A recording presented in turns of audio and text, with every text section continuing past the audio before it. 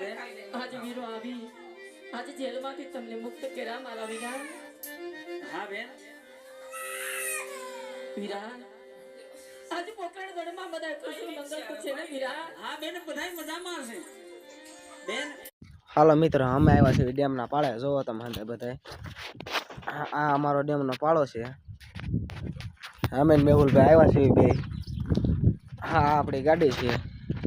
રામુશ્યામાનું મંદિર છે અને અમે જે આગળ જ આવી છે ઓલા પણ તો વિડીયોમાં બનાવી રહ્યો.